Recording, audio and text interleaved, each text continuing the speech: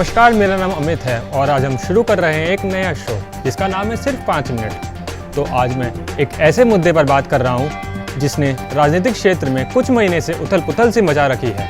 मैं बात कर रहा हूँ महाराष्ट्र की राजनीतिक संकट की। महाराष्ट्र पिछले 1 साल से राजनीतिक उठापटक का केंद्र बना हुआ है, जहाँ पिछले साल जून के महीने में एकनाथ शिंदे शिवसेना के 40 विधायक लेकर असम रवाना हो गए थे और फिर कुछ दिनों बाद बीजेपी के साथ सरकार बना ली थी। शिंदे के पास 40 विधायकों का समर्थन था और बीजेपी के पास 105 विधायकों का, और बहुमत साबित करने के लिए महाराष्ट्र में 145 का आंकड़ा पार करना होता है।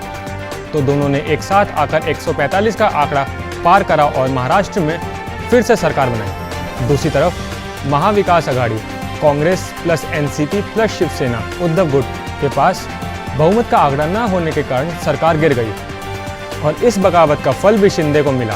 उन्हें महाराष्ट्र का मुख्यमंत्री पद दिया गया और देवेंद्र फडणवीस को महाराष्ट्र के उप मुख्यमंत्री के रूप में नियुक्त किया गया। 1 साल बाद अजीत पवार भी चाचा से बगावत करते हुए 35 से 40 विधायकों के साथ वर्तमान बीजेपी शिवसेना सरकार में शामिल हो गए। अजीत ने ऐसा कुछ 2019 में भी करना चाहा था, जब बीजेपी को धोखा देते हुए उद्धव ठाकरे ने कांग्रेस और एनसीपी के साथ सत्ता के लालच में हाथ मिला लिया था और महाविकास आघाड़ी नाम का गठबंधन बनाया। लेकिन जब शरद पवार ने भतीजे की बगावत को आगे बढ़ने नहीं दिया। अब अजीत पवार के बीजेपी के साथ आने पर खूब सियासी बवाल हुआ। अजीत का बीजेपी से मिलना और सरकार में शामिल होना विपक्ष को नागवार गुजरा।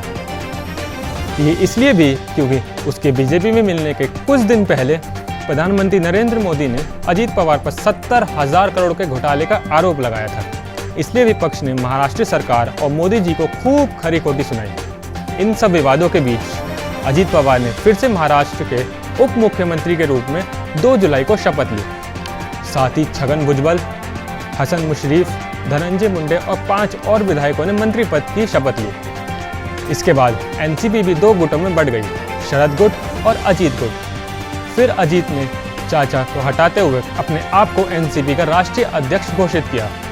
पूरे देश में विपक्षी पार्टियों ने बीजेपी पर ये आरोप लगाए कि उन्होंने महाराष्ट्र को राजनीति की प्रयोगशाला बना दिया है, जहां जब वे चाहें अपने हिसाब से सरकार बनाते हैं और गिराते हैं। महाराष्ट्र सियासी संग्राम के बीच ये भी अटकलें लगती आई हैं कि अजीत पवार मुख्यमंत्री बनना चाहते हैं, लेकिन बीजेपी और अजीत गुट इसे खारिज करते हैं।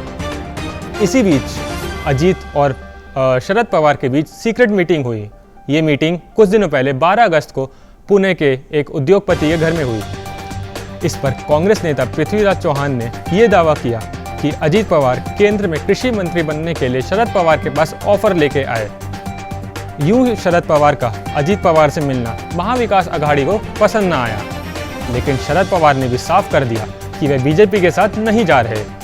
अभी तक कुछ साफ नहीं है, ये मुलाकात सिर्फ चाचा भतीजे की आम मुलाकात है या हमें आने वाले दिनों में कुछ घमासान महाराष्ट्र में देखने को मिल सकता है। कुछ न कुछ घटनाक्रम होते हम पिछले 1.25 साल से वैसे भी देख रहे हैं और क्या पता आगे भी हमें क्या देखने को मिले। आप देख ही रहे हैं और क्या पता आगे भी आपको क्या देखने को मिले। इसी के साथ हर हफ्ते हम आपके पास कुछ न कुछ जानकारी लेते आएंगे। तो इसी के साथ आप YMCA संचार से जुड़े रहिए। धन्यवाद।